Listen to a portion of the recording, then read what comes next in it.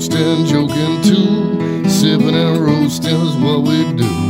Light 'em up, drink 'em down. Whiskey and cigars all around. Cheers, y'all. Well. You know that's the sound of a party about to Welcome, happen. ladies and gentlemen, to this fine radio program, podcast, and video extravaganza known internationally Hi, Mom. as the world-famous Smokin' and Toastin'. Coming to you on the podcast, coming to you on the video, and coming to you on the radio airwaves these days. So welcome to the program. You can't get away from us. My name is Cruz, my erstwhile co-host. I don't know what erstwhile means. I just heard somebody say it once, and it sounded like it was kind of cool, so I thought I'll apply it in this case. My genial co-host is Mr. Ian Barry, and we are here today to talk about craft beer, fine spirits, and hand-rolled cigars, all things that we enjoy in as big a quantities as we can get away with, quite frankly. This is show number 328, which I mentioned because it brings us ever closer to number 333, which will be our special anniversary edition of the show. Do we have a head count for that? Not yet, but there are, I know, at least over a dozen people who have just anecdotally said to me, oh, yeah, I'm going to be there. So what we do on our anniversary shows is we invite everyone who's ever been a guest on the program, ever. And, of course, not everyone can make it, but usually a pretty decent group. A pretty good party. Will do. And they all bring bottles and cans and cigars, and we get together a place where we can smoke, and we do the show, and it's a lot of fun. There will be zero planning for that show. For longtime listeners, Bruce, Brian, you guys are all invited. Yes, you are. Absolutely. Absolutely. So on today's program, we had a little late-minute switcheroo, but we got some good stuff coming up. We are going to be talking about a new article which names the best breweries in every state. Oh. And we're going to see how good a job they do, at least matching up with what we know. Right. Plus, you might listen for your state and see, see what where your is state's, considered see if to it's be something you know, somewhere you've been. That's right. We got all kinds of new cigars coming out. We're going to tell you about that. We have, this is interesting. California's smoking ban or tobacco sales ban is on hold. We talked about that last week. But now New York is talking about doing one. So this madness is spreading rapidly across the country. Hopefully people will remember that this is supposed to be the land of the free and the home of the brave and not the land of the land restricted. of the nanny state? Yeah, exactly. We'll talk about best cocktails for brunch. We'll tell you about someplace new that you might want to visit if you're going to Vegas.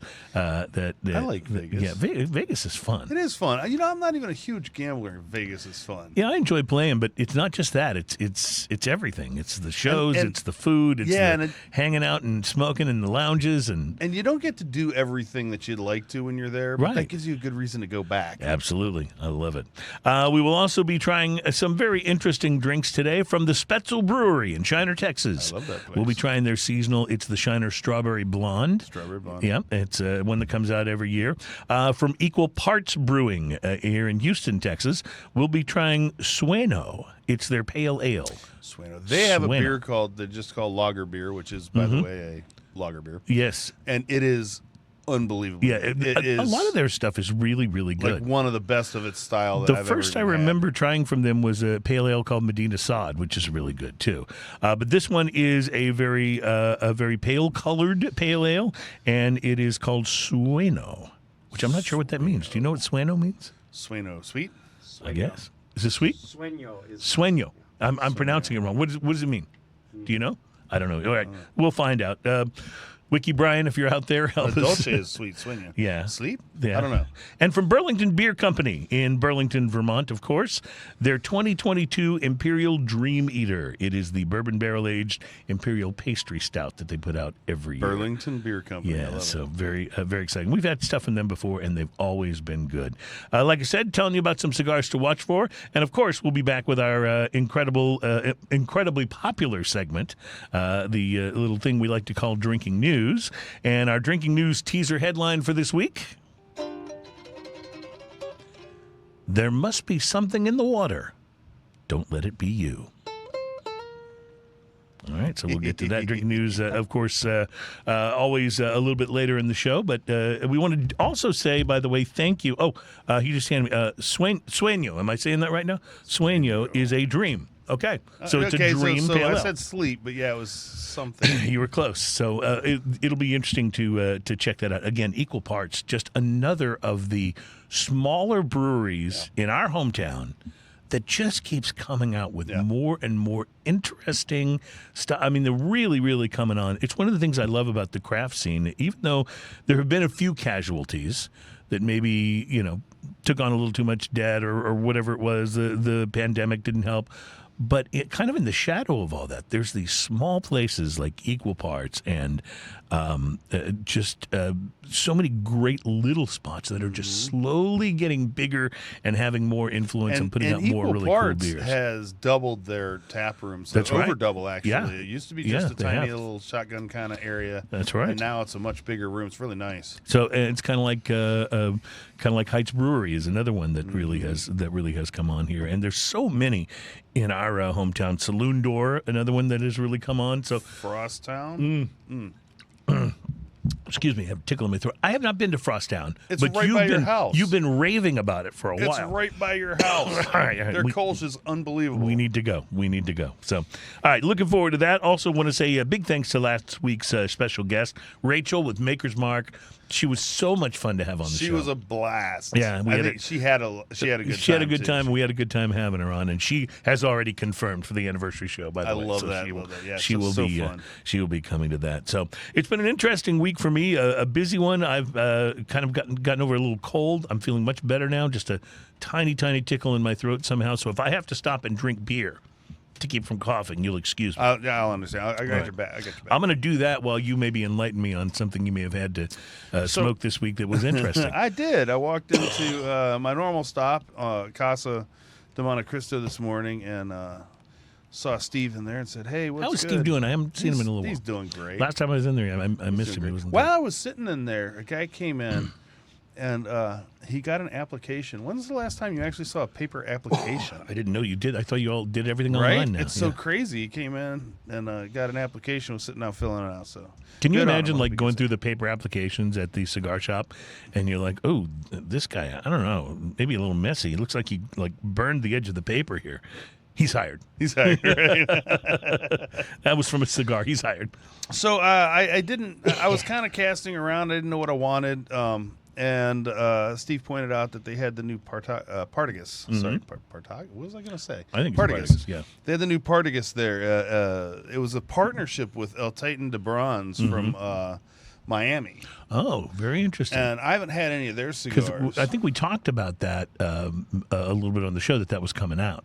Right, and that was so, one of the cigars to look for, right? And this is a Corona Gorda 6 1/4 by 45 ring gauge. Corojo wrapper, Nicaraguan binder, Nicaraguan filler. Beautiful milk chocolate colored.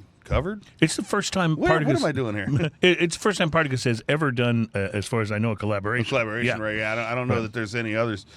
Beautiful milk chocolate colored wrapper, smooth and leathery, medium firmness overall, with a beautiful Partagas band, and right underneath it a matching El Titan de Bronze brand. This is called de Bronze, is what they call the cigar itself. And you know, by the way, that's Spanish for the Titan de Bronze. Yes. Okay. Yes. Just so we clear that. Glad. See, we're working on that whole translation lingual thing. The pre-light sniff on this, I got classic tobacco, light coffee, a little floral note, and some sweetness right off the nose. The pre-light draw, I used a clip on this.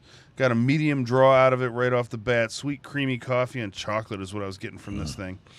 The initial light, Nicaraguan pepper blast. Boom. Right there. And it was good. Like big, not brutal, but big, peppery, and full. You got that nice big first blast of flavor. Yeah, Love full flavor. Nutty and sweet, pepper and spices. Retrohale is peppery and woody.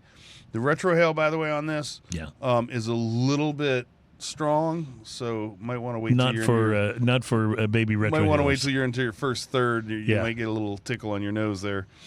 And for those of you who don't know what the retrohale is, that's when you have a cigar smoke in your mouth. You could do this also with whiskey. It really enlivens and brings out some other flavors. It's when you take your puff and then you gently exhale it through your nose. Right. And you No, you pick up, don't inhale it into your lungs. No, never. It's just from your mouth, but out Yes. through your nose. Yes, and out through the nose. And then, and if you're doing this with whiskey or any spirit, you kind of the same thing. Right. While you've got it in your mouth, or just after you've swallowed, then Yeah. you exhale through your nose. And you'll pick get up that- flavors that you didn't even know were there. It's That's pretty right. interesting. So the first third of this starts off with sweet, creamy coffee and nutty notes, perfectly balanced by spicy pepper and earth. An underlying tangy leather note weaves throughout. The retrohale is sweet cedar and pepper, solid ash, perfect burn. The second third of this cigar is sweet and complex. Some floral notes sneak in and out in this at this point in the cigar. Cedar, tangy leather, and pepper and spice keep interest high all the way through. So it's a very complex thing. You got all these flavors weaving in and out here. Retrohale, sweet cedar and pepper with a little coffee touch to it. Solid Nice. ash, good burn. The last third of this, the flavor profile abruptly changes to a spice bomb. In Really? the best way. So it was big spice on the initial pepper blast, and then the spice And it went kind of into comes this back to you. sweet, Yeah. with a little mocha, a little coffee. This sounds leather, all fascinating. these I want things. to Yeah. smoke one of And these. right at the, I mean, it like there was a line on the cigar right at it. It just changed. It just went bam. Now I'm a spice bomb. Woody and earthy notes take over along with the spicier flavors to produce a complex bouquet for the palate. Nice. The retrohale is peppery and woody. Solid ash, perfect burn. I'm going to rate this cigar at a 4.5. Oh, really? Yes. Okay. Now- So this is interesting because everything you've said makes me want to go get one and smoke it. Because there's one thing I haven't told you. The price. $23. Dude, are you kidding me? 23. Wow. Now, this puts it in the range of Do you realize you could buy a bottle of Buffalo Trace for that price? that's right. You know? This puts it in the category of the Plasencia Almafuerte. Right. Those sort of ultra premiums, It right? puts it in the category of the Anniversarios from Padron. The Andalusian Bull. The Andalusian Bull is $18 to $20. I mean, so you're fighting for a category here. Right. Is it that good? It's pretty darn good. Yeah. It's a great cigar. And if you want to treat yourself, you like what I talked about, buy it. I just think that that's a tough place to be. Well, it really is. I always feel that way about the $8 to $10 category because there's so many really great cigars there that if yours is $8 to $10 and it's just good, you know, but not quite as good as some of those others, it's Yeah, hard to hard to stiff compete. competition. But at that price point, you're right. $23, At $23, that's more right. than the Almafuerte. Right. It's like same price as the Solomon. It's Almafuerte. more than the anniversary series that AJ Fernandez did for H. Upman and for Monte Cristo. So all that being said, it was a great cigar. just a little It is overpriced. $23. So buy it and put it as a special occasion cigar, and enjoy it thusly. Don't just blow through this one because it's definitely worth the patience. Right. to You're sit going down to want and to smoke make it. sure you hold on to that for a good And the enjoyment 4.5 time. is only because of the price. Right. Solely because of price. Got it. Everything else performed great on this cigar. Got it. I love it. All right. Well, that sounds fascinating, and I still want to smoke one, but I don't want to lay out $20 for it. So, so yeah, mixed emotions for sure. All right. When we come back, we're going to talk a little bit about some rare beers that might be worth tracking down, and we're going to tell you about the top craft breweries of 2022. Plus, I'll tell you about my cigar for this week because I had a really interesting one. So hang on and come back. And thanks for joining us this week. This is Smoking and Toasting. We'll be right back. Awesome.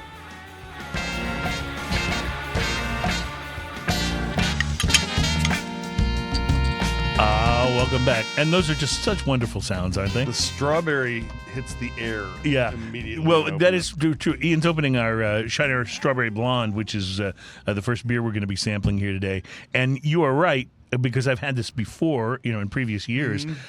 As soon as the bottle cap comes off the top, strawberry just strawberry hits the air strawberry like note crazy. just kind of explodes into the room, and in a wonderful way. By the way, it's not at all a bad thing. I gotta be honest. I don't remember. Like I've had this before. It's been a few years, and I don't remember if I like it. There are two Texas breweries that do what I think are very, very good strawberry blondes, and so I'm giving away already that I do like this.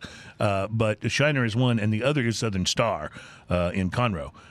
They also do a strawberry blonde that is, I don't think, think I've quite ever good. tried that. In fact, we probably should have done them both the same week and do a strawberry blonde off. But Well, there you go. it could have been quite This kind is of fun. super pleasant. It really is. This Shiner, is strawberry, but not in the sweet. Like the nose is very sweet, strawberry smelling, but it's not a super sweet strawberry beer. Right. That's exactly right. And it's not like a fruited beer, like a fruited sour is a fruited beer. You know what I mean? You can smell the strawberry note, but it kind of floats lightly across the top of the This is strawberry kolsch. in the way that, like, when you get a bubbly strawberry, right. unsweetened, it's that kind of strawberry. And also, like, along with the strawberry, you get that green part of the like a little bit of the strawberry leaf. Yeah, like a little bit, like right up there by the stem. Mm-hmm. It's really, really pretty good. It's very refreshing, perfect for summer. And it is a seasonal. I don't remember how long they keep it on the shelf. It's 4.3%, so it's very crushable. Accessible, yeah. Yeah, and it's I don't know, it's just a pleasant, again, I've had it before, but it's one of those things I always look forward to when it comes out every year. It just kind of says spring to my taste buds. Strawberries from Poteet, Texas. And Poteet, Texas, by the way, is the strawberry capital of the world. Yes. When I was in high school in Lytle, Texas, south of San Antonio, We were just talking about I that. was in the marching band, and we would go every year to march in the Poteet Strawberry Festival Parade. Nice. And it's a thing they do on a Saturday, and they have, bands and floats and all that stuff. But the good news is, if you were in a band and you came and marched there, you got a free strawberry shortcake when the parade was over. Oh, I bet that was And good. they were amazing, just amazing. Love strawberry Brewed with shortcake. juicy homegrown strawberries from Poteet, Poteet, the strawberry capital of Texas, with a blend of pale wheat malts for a crisp finish. Strawberry blonde is ripe for drinking all summer long. Cheers. It really does work, It's too. pretty darn good. It really does work. So, Here's a question. yeah, talk to me. Did you have a cigar this week? I did, but I'm not sure if we have enough time in this segment for me to okay. finish telling you about it, so I may tell you about it next segment. But thank you for asking. No, I just wanted to mention that Shiner, even though it's a Texas brewery, they've got some of the best distribution outside of Texas of any Texas beer. There are many Texas beers that are very, very good, great breweries. St. Arnold comes to mind. Martin House comes to mind. They can be difficult to find their beers outside of Texas, and we have some of those on the show and talk about them. But Shiner, you can find. You can buy Shiner in L.A. Yeah, I used to buy it in Boston. I used to buy Shiner Bock in Boston. Yeah, I have a brother that lives in International Falls, Minnesota. Isn't that as far north as you can go and still be in the U.S. except Yes. for Alaska? Yes, Yeah. there's a border crossing right there. Yeah. and you can get it at his local His liquor local store down liquor store, there. yeah. His So, local liquor store, by the way, small town. It's a really well stocked local liquor well, store. I got to tell you, if you are in, one of the non-Texas states and you find your store that carries Shiner, ask them about getting this because it's definitely worth it, especially with summertime coming. This is a very pretty fun, yeah. very quaffable beer. Quaffable, I love that. I like that. Yep. I'm going to tell you about my cigar in the next segment. Plus, we're going to do a little more drinking. Equal parts the Sueño, which we found out Don't means you threaten me with a good time. What does it mean? Dream. dream. Yes, we'll have a dream of a pale ale next at Smoking and Toasting.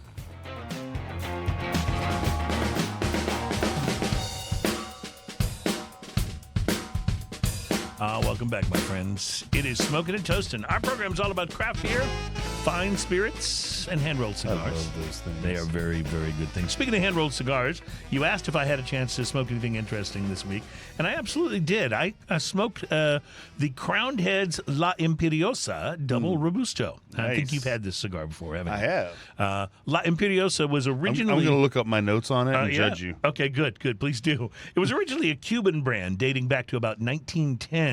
Crowned Heads revived the name after the popularity of their limited edition Las Calaveras line, which debuted in 2014 and sold out in a matter of weeks. Now, I reviewed a Las Calaveras on the show actually last year, I think. So I must have found one still available somewhere. And sometimes I do that in the humidor at Specs, the Specs down in Midtown by my house, because they have a really nice humidor. And sometimes if you look along the bottom shelf, you find stuff that maybe has been there It's for been a there while. for a little while, And yeah. that's where I think I got the Las Calaveras when I smoked it. But in any case, that was something that pretty much sold out in a matter of weeks after it came out. It was so popular that there were constant requests for more.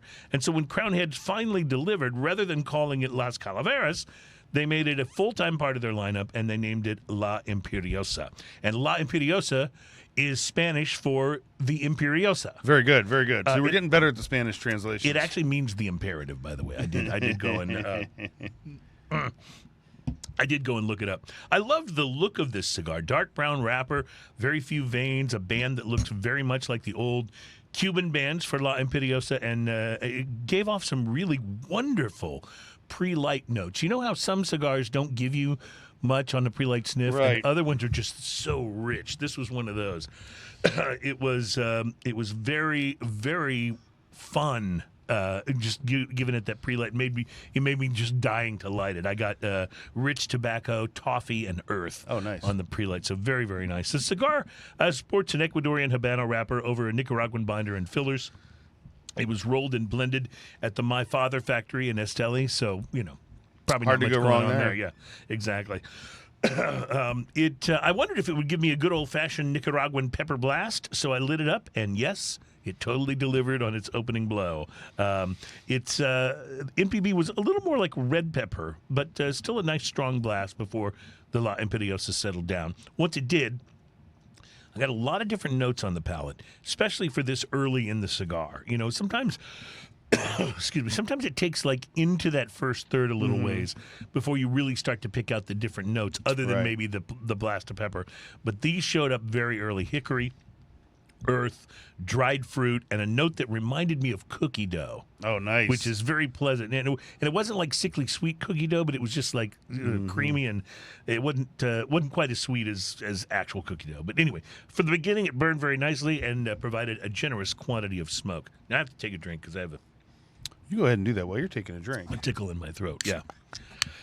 Around the second third, I started to get a note of chocolate, and the pepper eased back for a little bit of creaminess instead. I still got spice, but the flavor was not dominated quite so much by the pepper. By the final third, I decided that what I'd identified early on as hickory had either shifted to cedar or I misidentified it in the first third. So the woody notes can sometimes do that, though. And sometimes Oak I'll and find hickory and mesquite Yeah. and cedar. It's easy to peg them all as cedar, but I really thought it was more like hickory at first, and then I do kind of know my woods because I love charcoal grilling, but not with briquettes, with actual wood chunks. yeah. And so I know the difference between the smell of hickory and the smell of mesquite and so on. In any case, I don't know if it was hickory or if it was cedar all along and I just misidentified it. But by the time I got into the final third, it was definitely cedar. And anyway, it was really quite good. Chocolate and vanilla worked their way into the mix, making me crave a soft serve swirl cone. Does anybody know if McDonald's has fixed their ice cream machine yet, or is that still down? I think that the ice cream at McDonald's is just a placeholder on the menu. I think it is, yeah. Once the original pepper blast settled down, the La Imperiosa seemed about medium-bodied at the beginning, but that kind of pushed its way up to medium full by the final third, so right in my wheelhouse for where I like my cigars. You guys, this was a really good one. I intend to work it into my regular humidor rotation, and I don't have any crowned heads that I smoke regularly. I just will pick one up once in a while. The ash was a bit flaky, but the burn was spot on. I didn't encounter any construction problems at all, which left me free to concentrate on just the delicious goodness that I was getting from the tobacco. The Double Robusto is about a $10 to $11 cigar, so I can have two of them for what you paid to smoke the. Yes. So just to give you a little perspective, right? It smoked for about an hour and a half. It was really a wonderful way to start my day this morning, and I recommend it highly. Thumbs up for the La Imperiosa at $11. I score it as a 6 on price to quality. Awesome. I think it it was really good. I looked on my list of reviews. And Yeah. I've done Las Caballeras and a whole bunch of other crowned heads, but I haven't. You haven't done that so one. I recommend this highly. So maybe next yeah. week that's where I'm going. Yeah, go and get it. It's funny. I just kind of picked it up on a whim, and I absolutely loved it. So, Nice. So very nice. All right, Ian, tell us what you poured us here. All right. So what we have here is Sueño from Equal Parts Brewing Pale Ale, coming in at 3.5%. Okay, so this is a very, Very quaffable. sessionable, yes. Proudly brewed and canned in the Second Ward, product of the USA, Equal Parts Brewing Company, Harrisburg Boulevard. This has a very bright citrusy vibe to it. I haven't even nosed it yet. It's just very bright's the word that comes to mind. It's very zing. There's bright, but there's also like a little, almost like a baking spice kind of undertone on the nose. I understand that. Yeah, I get it. So and after a zest, like a lemon or lime zest. Lime zest, definitely. Oh my goodness. wow, that is so citrusy, but not in the orange juice way that a lot of hazy IPAs, give you citrus. This is different. I don't know. It's kind of like you ever do like a citrus blend tea where it blends orange and lemon and lime? yeah. It's got a little of that vibe to it, to me. Citrusy thing. I think it's lacking in a little carbonation. I could go for a little more carbonation. Yeah, this is not my favorite beer from them. I will tell you right now that like I probably wouldn't reach for this again. It's not unpleasant. See, I'm going to differ with you. I really like this. You really like this one? I really do. So I just It's not your typical hazy IPA, but True. but I love it. It's just very bright and refreshing. yeah, it's to my palate. This is just not where my palate wants to be, and that's just it. I don't think it's bad. I want a little more carbonation on it. I want a little more stuff. But their lager beer, if you're ever in Houston, I want a little more beer. pick up their lager beer, and it's Yeah, unbelievable. no, and they've got all kinds of good. Now they've got much darker IPAs and pale ales that have more heft to them. This one just strikes me as a very light and citrusy take on the pale ale style. Yeah, it's got an interesting sweetness to it as well. Yep. But again, I just don't. I think that this is just not for me. I'm surprised. I actually would think you would like this. I mean, I Because wouldn't it's- turn it down. It's not like hop heavy. Like I know you don't like the pine coney. No, it's IPA definitely thing. got like a Kolschlag crispness to it, without being super hoppy. But it's very citrusy. It's lingering. It does linger. Yes, it It does is, linger. it is definitely lingering. It's fun enough. I wouldn't reach for another one. So last week, or earlier this week, rather, began American Craft Beer Week. And there is a list that was formulated by Yelp with the best brewery in each state. And the way that they did this was they basically went to the Yelp reviews for the different breweries in each state of the United States. Okay. And they basically looked for the combination of scores that was the highest. So this is all completely consumer driven. It's not like a panel of experts saying here's the best brewery. And it also, I think, is going to be a little weird. Let me point out the power of the Yelp review too. Yelp reviews can make a big difference, I think, for a place. Well, they totally can, especially a bad Yelp review can really, be tough to come back. I think sometimes that's justified and sometimes it's abused. I think you're right. And that's a shame. So some of these, I can tell you just from glancing, I'm going to totally agree with, and some I'm going to go, what? So why don't you throw a state out at me, and I'll tell you what. Throw a state. Yeah. Let's go Wisconsin first. Wisconsin, all the way to the W's at the bottom of the list. Yeah, I Stand thought by. that'd be fun to do, Yeah, too. I appreciate that. Wisconsin, they say Oliphant Brewery from Somerset, Wisconsin. I don't think is I've the ever one had that anything does the from highest. them. I think I have before. I think it was something I got in a Tavor order one time, perhaps nice. from Oliphant, but I don't specifically remember it. But yeah, from Somerset, Wisconsin. Give me another state.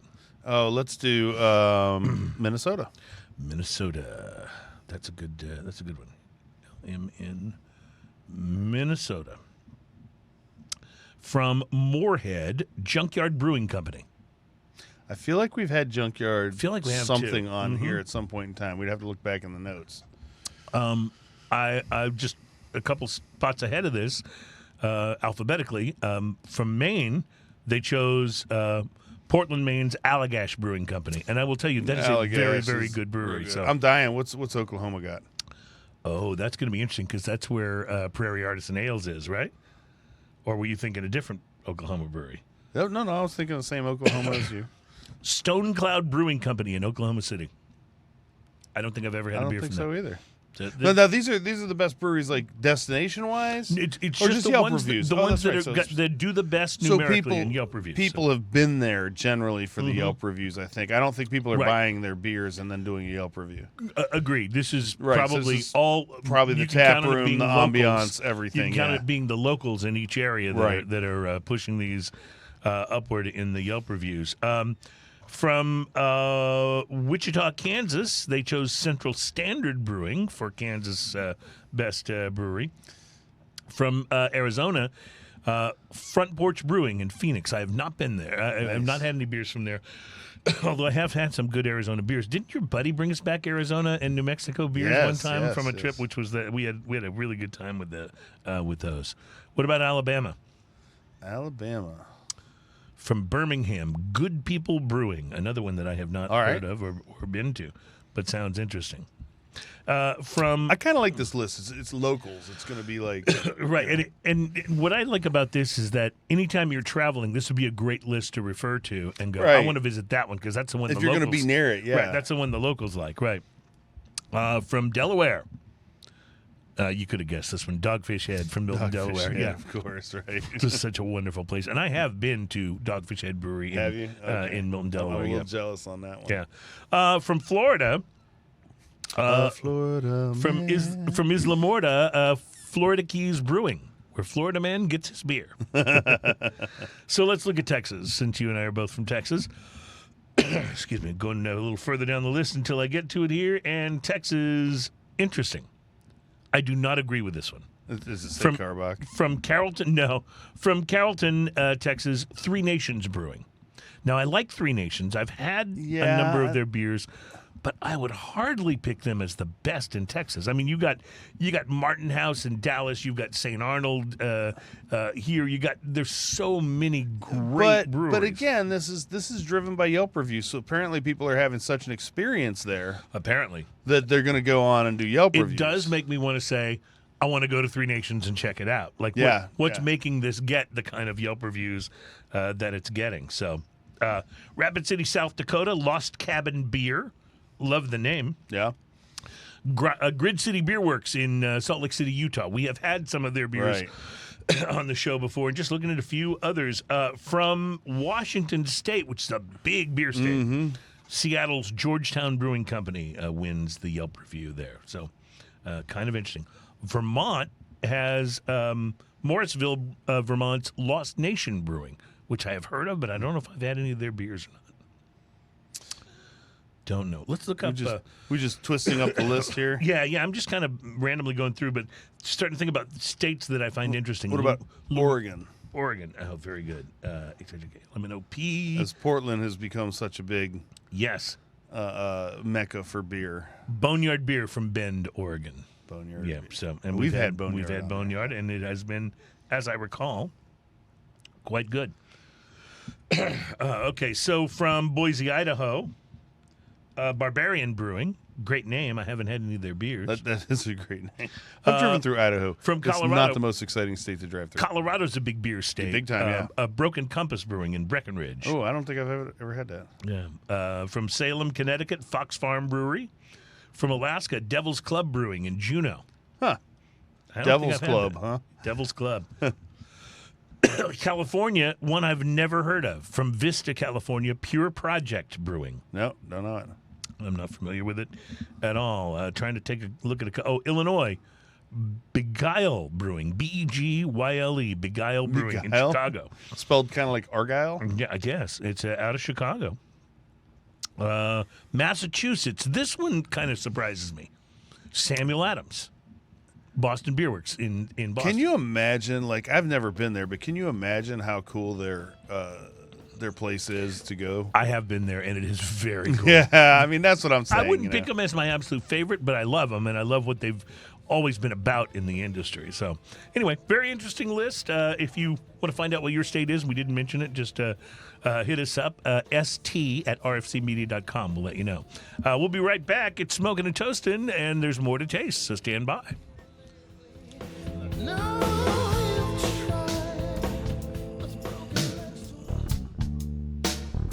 So groovy.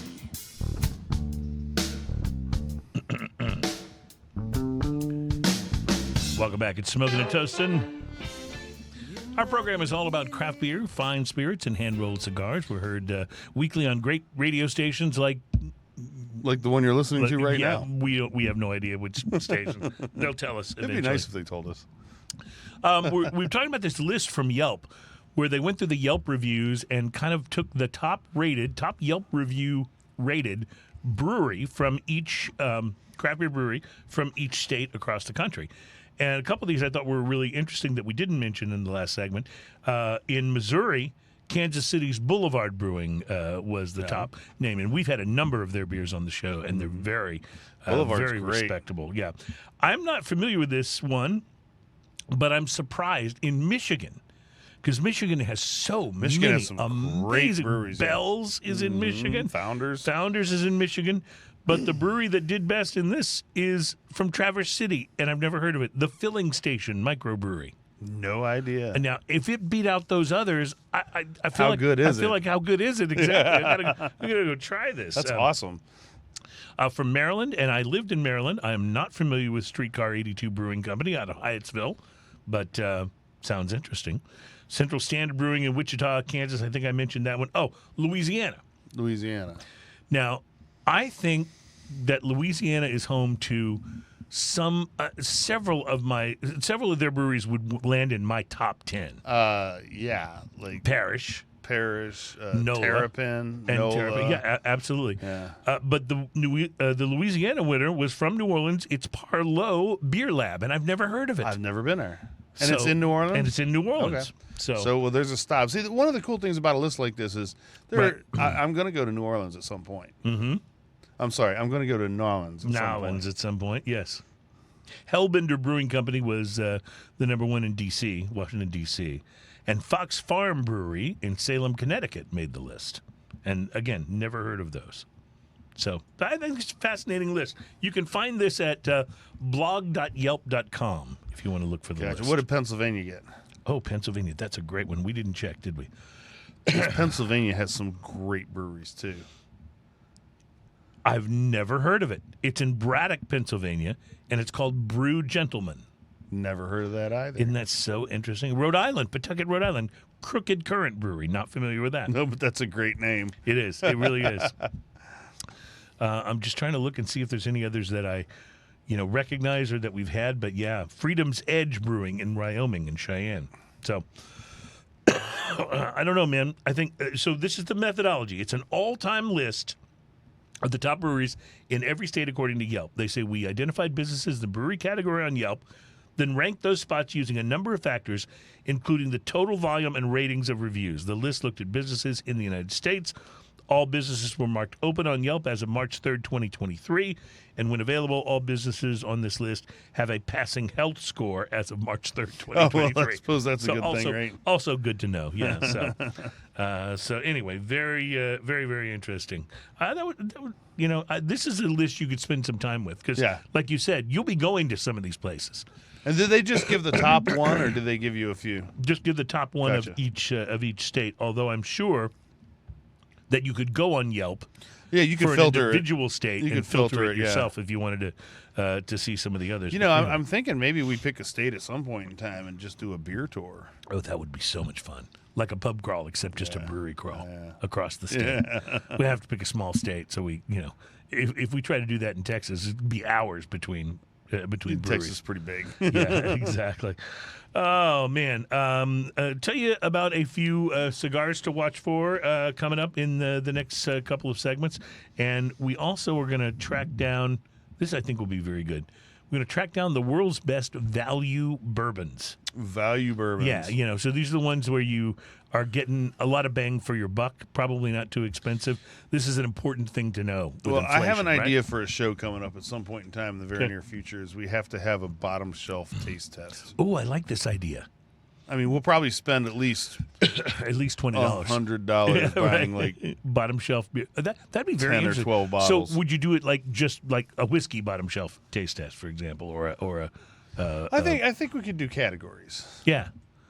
So Bottom you shelf could do vodka. whiskey. I don't think anyone wants to do like a bottom shelf tequila one. Dude, not only that, but this reminds me, you were the one that had the bright idea of doing the malt liquor blind taste test. So that was What is wrong with me? yeah, I don't know. I'm not sure, but hopefully you'll have it looked at. All right, we're going to take a break. We'll be right back. It's Smoking and Toasting. Our program is all about craft beer, fine spirits, and hand-rolled cigars, and we got to tell you about some cigars to watch for coming up.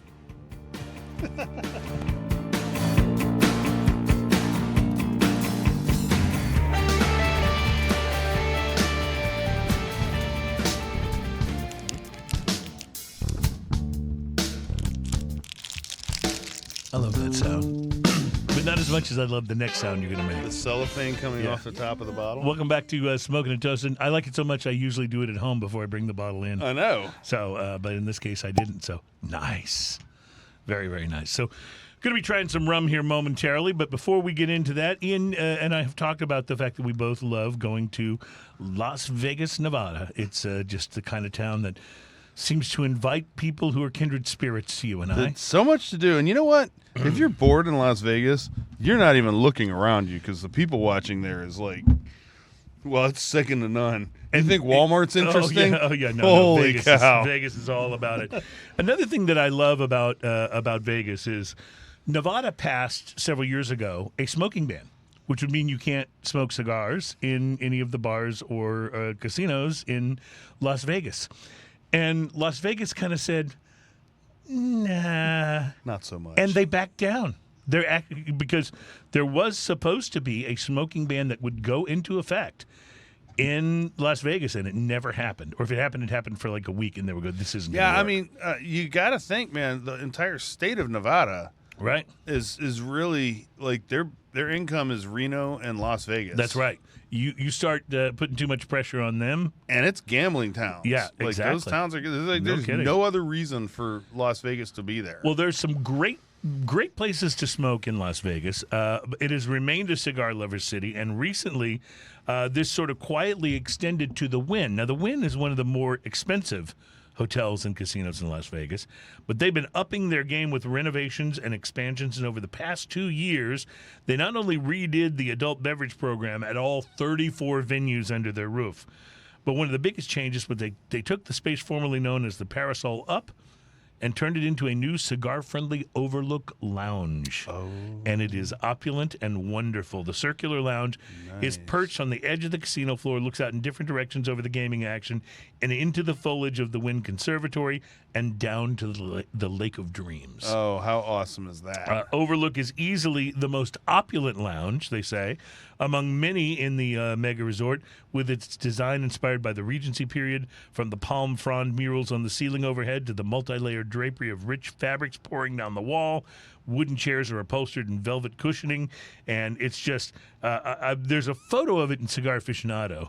And it's just, I can't wait to I'm go. going to have to look that up. Yeah. And it's very different from like your typical all-guy leather chair cigar lounge. One of the best times that me and my wife went to Vegas for our honeymoon, and one of the best times that we had, and she still talks about it, I still talk about it, to this day, was we wandered into Caesar's Palace. We'd been wandering around for most of the day, just kind of doing this, seeing stuff. She'd never been to Vegas. So, Oh, cool. So, like, just seeing the sights and stuff. And we wandered into Caesar's Palace, and right in the middle of the game floor was a cigar lounge. Yeah. And it was crazy because you walk right up into the cigar lounge, and you just, all the noise. And it's Just kind open of to it, but dissipates, it's all right? just kind of Yeah. goes away. And someone comes up and takes your drink order. Great cocktails. There was a piano player sitting there. What cigar do you want? Comes over and gives you all the stuff. Clips it for you and gives you the light. And we just sat there in the midst of all this crazy commotion. Sat in this calm, like oasis, and just enjoyed it so much. Yeah, that's so cool. It was just. And then we went on about our day, but that's just one of those moments where you can't always recreate it. When I lived in Philadelphia, Atlantic City was about an hour drive away, and I used to love to go to the Borgata there. They had this great little lounge where you could smoke cigars. It just right, like you said, right in the middle of all the casino action. But they had this guy, this like Frank Sinatra impersonator dude, that would come and sing, and it was just like it was perfect, man. You just sit there, you sip a cocktail, you'd have a cigar around you, you're hearing all the ding, ding, ding of all the machines, and you got imitation Frank up there singing "Fly Me to the Moon." It was great. Right. It was There's just something awesome. about it, like sometimes that atmosphere is great. Well, Overlook is the place in the Wynn if you want to go and try it. And you can tell from the pictures in the Cigar Aficionado. You can find the article online or in the magazine. You can tell from the pictures. It's a thing. You got to check it out. So I'm nosing this rum. Yeah, talk to me about what you're getting here. This, by the way, we haven't talked about what this is. This is Botran number 18. It is a Guatemalan rum. You don't find a lot of rums from Guatemala. So what you got? On the nose, I'm going to say cola. Yes. You're so right. Cola, Like there is for a sure. cola, brown sugar, almost a root beer kind of thing Yes, going you on. totally nailed that. It's really, really interesting, and it's really, really nice smelling. Mm-hmm. It's You totally nailed that. Now this print is really small, is so I'm going to so hand it to you to sweet see if you can and make delicious. anything out of that. 5 rum-loving brothers travel from Spain to Wow. Guatemala to create a legacy. Ron Bertrand, number 18, Reserva de la Familia, is a tribute to the oldest of the Bertrand brothers, Don Venancio. Venancio, sorry. Born in 1893, he was the first brother to touch Guatemalan lands, drawing inspiration from them to open the path towards Bertrand's rum mastery legacy. Ron Bertrand, number 18, Reserva de la Familia, is a blend created in his honor, which captures his essence and the determination that characterized him. This is really small, by the way. A sophisticated Yeah, I and couldn't even delicate make rum it on out. the palate. It is a result of a combination of finest rums belonging to the Bertrand family reserve. It is a rum distilled from virgin sugar cane that builds its character within our dynamic aging system. The hallmark of a Bertrand rum experience. Ron Bertrand number 18, Reserva de Familia, is the taste of perfection, ideal to taste neat or with an ice cube. Well, I'm telling you, this is absolutely delicious. You do get, although it's not quite as dominant as it is just on the nose, but you do get a little of that cola, and then you get vanilla, and you get sweet maple, and it's really delicious. Maple, yeah. So it's interesting because the maple happens. I didn't get it on the nose at first, but after you take that first swallow and you taste that maple towards the back of the palate, It's almost like it's very obvious. it's almost like time for some waffles maple. Right. I mean, it's pretty good, and it's real sweet, but sweet in a good way. It's What does a not- bottle of this go for? It's about a $50 bottle, 48, I think. That's a pretty dang good Yeah, rum right there. it And you know really this. is. Can you imagine like a mixed drink with this rum? It's God. got so much It's got character so much character and flavor to it. Yeah, that I can imagine this only like making that drink better. yeah. You know, like this is not like the rubbery, funky rums that you get No, like it's- Jamaica, it's which not- I also love. Yeah, I do too, but this is very different. from Very that. different, and that, like I said, it still has that cola kind of nose. If you're that guy that likes like that sweeter kind of rum and Coke kind of flavor, Yeah, you'll love this rum. this is straight out of the bottle. Yeah, without Like, having to add the Coke. yeah. It really is. It's really quite good. I would be interested to see how this would pair with a cigar. It seems like it would go very Oh, well. I think that's a no-brainer, man. I think this would go with almost any cigar because it's sweet, but it's not real strong, and it's not. I don't think it's palate wrecking at all. I think No, I it's- don't. I it's- agree. And there's almost no heat to this. Have you noticed? Like You're- oh, neither yeah. one of us have even mentioned heat because there's You're almost right. There's no almost heat to it none. whatsoever. Does That's it say what the ABV is? I it's assume 40% straight 40%. up, Yeah, all right. straight up 40%. Yeah, That's pretty good. Bertrand Merino Hermanos. I think we've had Botran before, but not this particular one. Well, this one's good. Mm-hmm. This one's real good. I'd love to try it with Winner. this new Aganorsa Leaf cigar that I've read about here. Let me share this with you. The Aganorsa Leaf Rare Leaf Reserve line from Nicaragua is getting a stronger version covered in a dark Mexican wrapper. It'll be called Rare Leaf Reserve Maduro, and it's expected to start shipping to retailers this month. It'll be full-bodied, but the company says it'll sneak up on you. It's a little sneaky because it's not aggressive, they say, and it's rich, but it doesn't come across as strong until you've smoked it for about an hour or so. I like this idea of the So the- sneaky strong cigar. The Aganorsa rare leaf reserve is. I gave it a 5. It comes in at $11.50, and it's delicious. So I can only imagine this is going to be. So this is going to be like an and extension. it's a full cigar. I mean, it starts off with a Nicaraguan pepper blast, and I put under my note on that Nicaraguan pepper blast, spicy pepper, stuffed with pepper, topped with pepper, with underlying pepper I remember you doing this review. Yeah. and fresh cut lumber that has been coated with pepper. The retro ale is peppery and cedar with notes of pepper I dig it. I dig and a it. lingering aftertaste of peppered leather. Well, this new, more bold cigar they're saying. If it's more bold than that, holy crap. Yeah, exactly. It is a dark Mexican San Andres cover leaf, 2 Nicaraguan binders, one from Jalapa and the other from I Esteli, mean, we're entering like and LFD. filler from Nicaragua. We're entering like LFD territory here, like chisel For territory, sure, right? for sure. It has to be. I'm totally gonna try one I'm because totally that chisel interested is in a it big myself. cigar, but it's Mhm. good.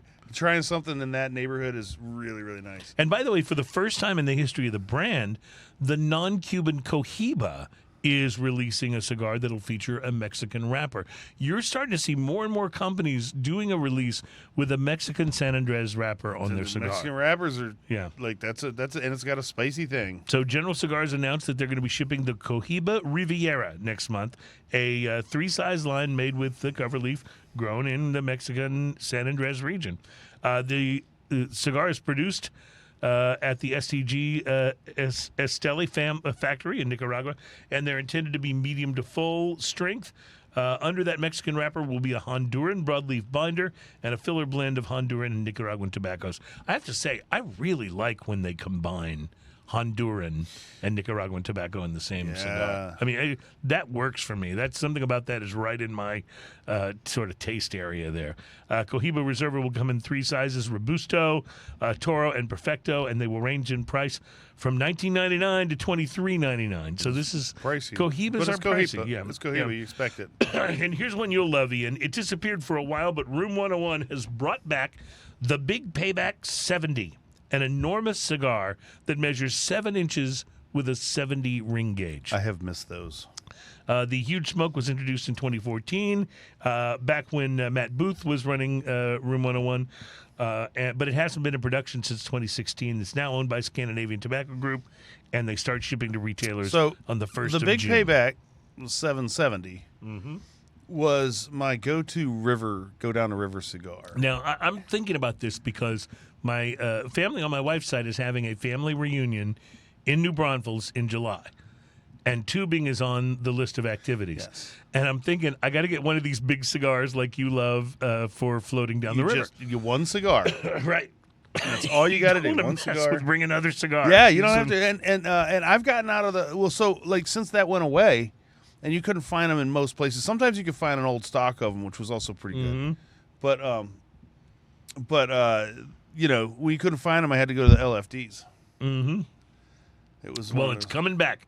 And with inflation on the rise in the cigar industry, the massive new cigars, they say, are fairly affordable at a suggested retail price of $8.99 each. I love it. But that's before taxes, of course. Cigar stays true to its original mission to repay customers with a large cigar at a value price point. It ships in red and gold boxes. Plus, 30. you gotta love it. Every time you light up a cigar, it just sticks James Brown in your head. Yeah, oh, totally. I mean, Totally. there's nothing wrong with that. That's absolutely right. I love it. I love it. All right. We are going to take a break, and we will be back. Drinking news still on the horizon. And I love this rum. It's this is so a good. find. I want more, please. Gonna While Ian pour some pours- in your glass. While Ian pours, I'll just say we'll be right back. It is Smoking and Toasting.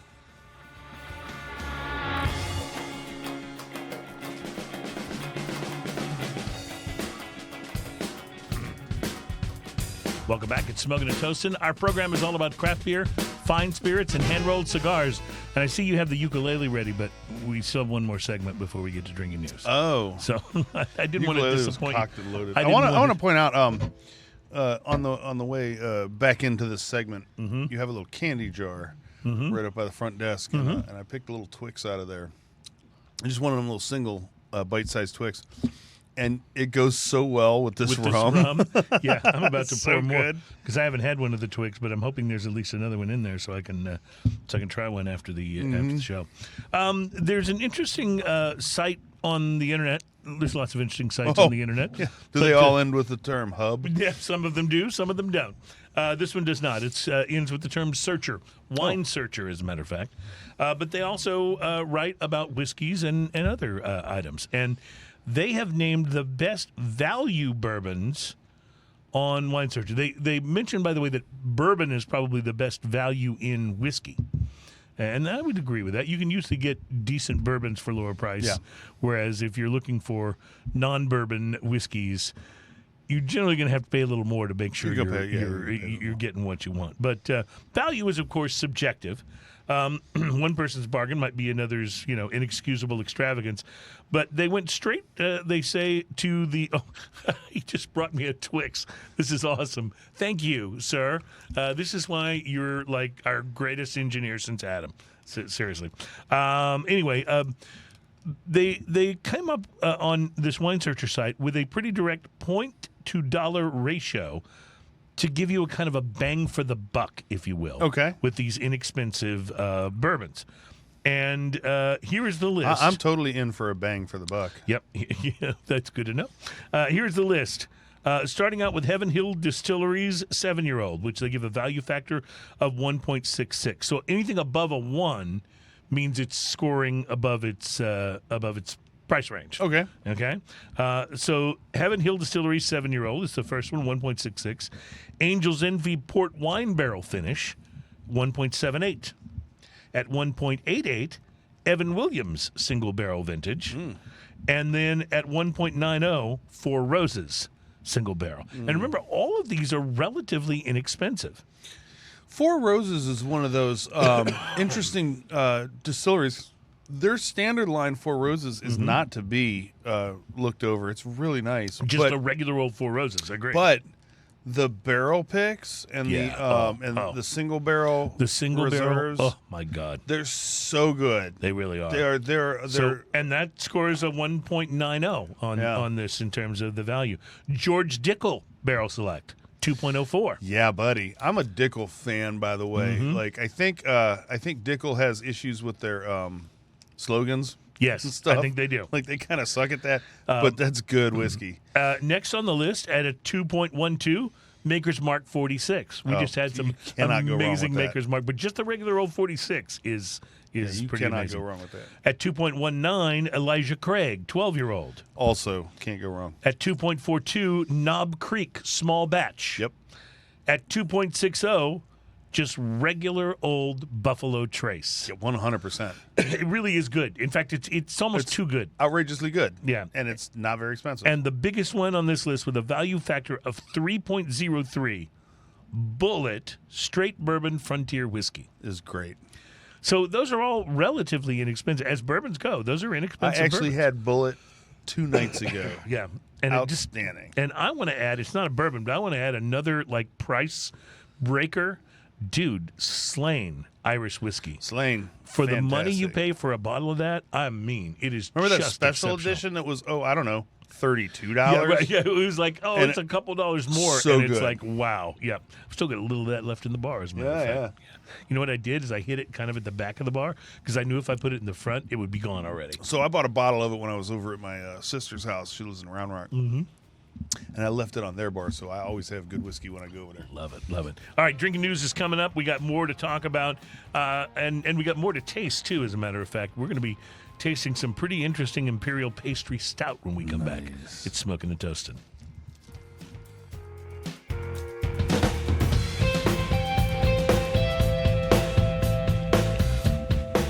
So welcome back. It is Smoking and Toasting. Our program is all about craft beer, fine spirits, and hand-rolled cigars. Those are wonderful things, sir. All right, so during the last segment, here's what's happening.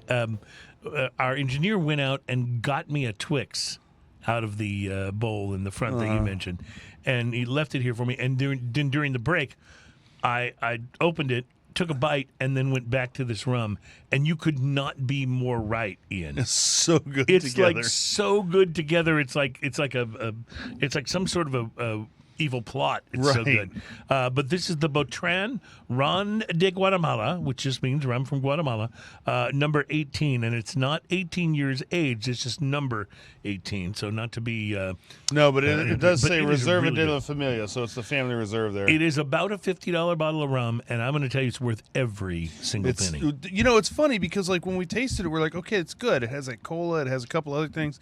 None of us were like blown over by the initial taste, but we keep going back to it. Like and it keeps becoming better and better. it's like that second Big Head Todd album. Like after you listen to it a couple times, you can't get enough of it. That is a great example.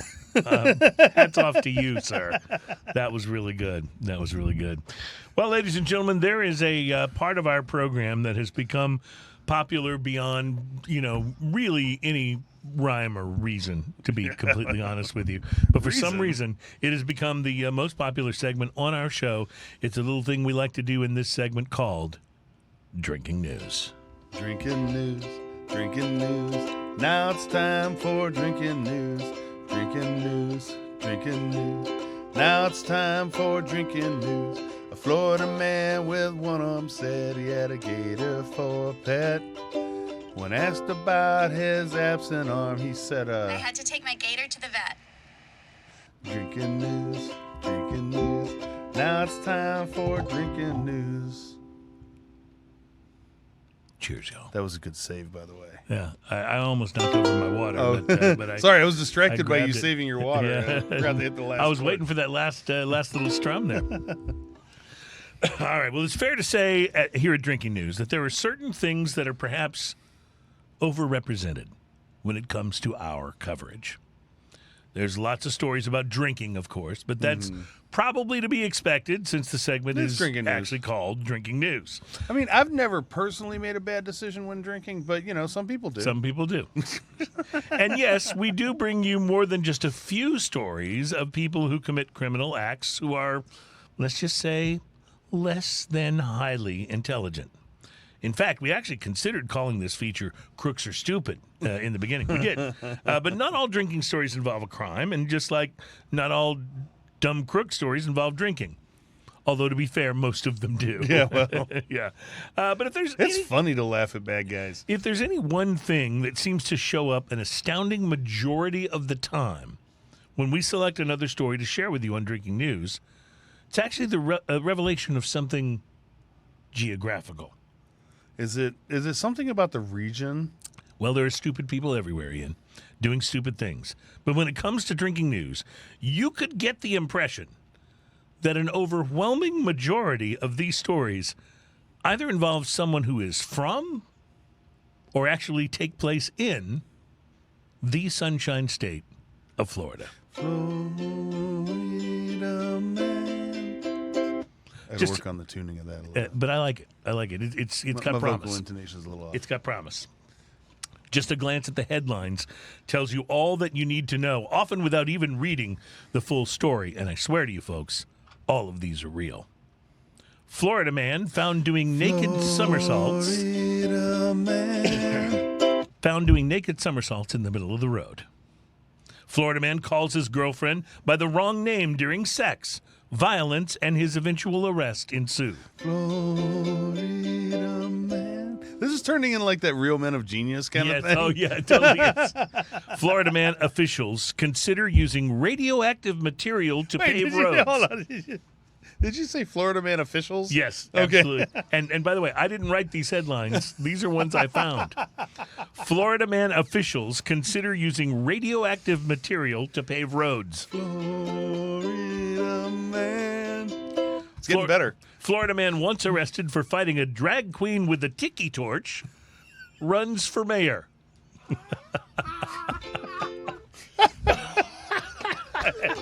Okay, that's- Florida. here's a good one. Florida man trapped in unlocked closet for 2 days. I swear, these are real headlines. I swear. What do you even say to that? Yeah. Florida man leaves job at Burger King, steals all their nuggets because F it. Oh, this is Florida man. Florida man pulls out plastic badge and tells motorcyclist, "I the police." I'm sorry, I'm laughing. And one of my personal favorites. Florida man admits to killing goat and drinking its blood for pagan sacrifice. Would still like to be senator. Florida man. But as crazy as all of those are, they admittedly stand out because they are things that so few people would ever actually do. And that said, there is apparently a real problem in Florida that is much more common and seems to happen with great regularity. According to officials, they're constantly forced to rescue Florida man and Florida woman time after time because the Florida person in question drove around barricades that have been set up at low water crossings during floods and, of course, got themselves stuck. Well, I can make it through that. Now, I know that it rains a lot in Florida. Heck, it rains a lot here in Houston, too. And, we have our own issues with flooding. In fact, my wife and I spent the night, this is true, several years ago in our car on the interstate during a storm because, not being from Florida, we figured out that going around the barricades into the deep water on the highway might not actually be the best idea. So there's an equation, Yeah, and the equation is this. My vehicle, right. from the bottom of the tire where it touches the road to the bottom of your vehicle has Yeah. a certain amount of space. Sure. And a certain amount to the engine block. Right. And if your water exceeds that space, Yeah. you start dramatically lowering the possibilities of making it through said water and exceeding the design specifications of your vehicle. Right, right. And it's really true, by the way. My wife and I did spend the night on I-10 Oh, yeah. in Houston because we couldn't get through the low water crossing and didn't try. I spent my night at a Shell station over off of Kirby for the same reason one time. This is when I learned, by the way, that my wife always keeps a couple of granola bars in her purse at all times. She's a remarkably intelligent woman. Your wife is prepared for She everything. totally is. But back to Florida. Just so you know, when the zombie apocalypse happens, she's on my team. Okay, you got it. You got it.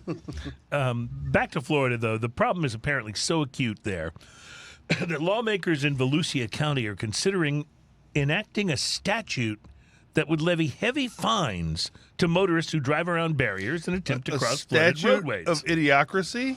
Yeah, during severe weather. Oh, see, you're going to love this because you haven't even heard the kicker yet. Offenders could be charged with a $2,000 fine for violating the law if it's passed, and the fines and rescue fees would be used to cover the cost of emergency services in the county. The council voted 7-2 to send the proposal back to the staff for more research, but they proposed that if the bill were to pass, they would likely change the name before it became law. And that is because the current name of the bill, and this is the best part, the Stupid Motorist Law. Florida man. Reporting live from outside the Volusia County Courthouse, where I'm holding a protest sign, not against the bill, but in favor of changing the name. Oh, please, Florida, please pass this bill, but use my suggestion for the name instead. The current name is not entirely appropriate. I instead propose calling it the Dumbass Motorist Law. Oh, yeah. Because Florida. My name is Cruz. Florida man. My name is Cruz, and that is your... Drinking news. That's our time for drinking news. Cheers, y'all. So we put you through the paces on that one, didn't we? You know, I didn't. So I started off with the idea last week of the Florida man stinger, if you will. Yeah, well. And I get a laugh from over here. And I didn't have it quite developed, and then frankly, I forgot to practice it at all. So today was good practice, and I think I got it just about dialed in by the end of that. Kind of know where you're headed with it now. Yeah. Yeah. All right. I like it. And you have to come up. No writer's block on that. You'll have to come up with a Florida woman one too. For occasionally, it's a Florida woman instead of a Florida Noted. man. But you just have to love Florida man trapped in unlocked closet for 2 days. That's the best. That's brilliant. It's absolutely brilliant. Ian, I got to tell you, speaking of brilliant, this rum. We keep going back to it. I'm serious. It's just fantastic. Now you're going to have to entertain the so folks I'm going to for go a ahead. moment. It's funny because, again, I'm going ahead and pouring myself a little bit more of this because rum. It And reminds me of that the Cheech and Chong, the bit for Christmas. A little bit more for Santa Claus. A little bit more for Santa Claus. yes. Yeah. What about the okay, class? It's time to turn in your yeah. essays. I ain't turning no one in, Holmes. That's some the good best. I haven't thought about that skit in a long time.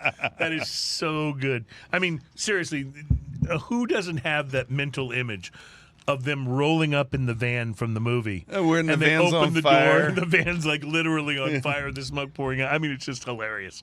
Just hilarious.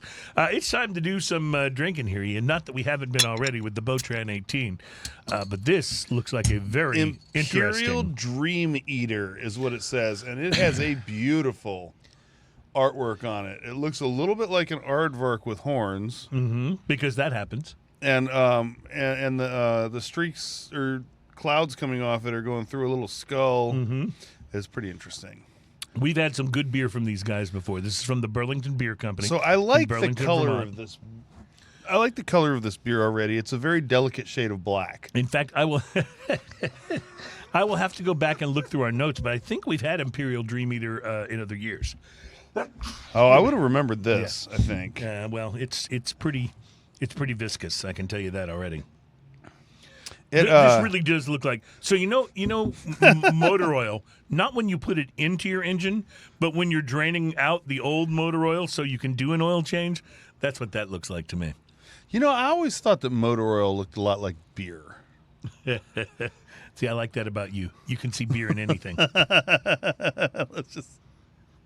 Okay, I'm looking for those positives, right? Yes. You've tried absolutely. it already? I have not. I've only sampled it on the nose. Oh, okay. I got to tell you, on the nose, there's a little soy sauce going on. Yes, I know. It has me a little bit worried. Yeah, I'm wondering what Because year is this? We've had it's 2022, It's 2022. so it should be. There's okay. a little soy sauce going on the nose. Let's see if that happens when you get. I'm watching you first. You're going to be the guinea pig on this one. Was it? You're not making too much face. There's some soy sauce. Is it soy sauce? Yeah, there is some soy sauce. So Oh yeah, this would go great with sushi. this is again with the small print. You're going to have to read that. It says bourbon barrel aged imperial pastry stout with cinnamon crunch cereal, coffee, vanilla, and milk sugar. So I definitely get the cinnamon crunch cereal. Yeah, and maybe I that's- definitely get the vanilla and milk sugar. I don't get a lot of coffee in there. Maybe the cinnamon crunch cereal is what's leading me towards the soy sauce thing, though. Maybe my taste. Oh no, receptors it's are definitely kinda got messed some up. soy sauce going on. It's coming in at 11.5, and it's a 2022. Do so you it's like it, or does not that old. does the soy sauce drive you away?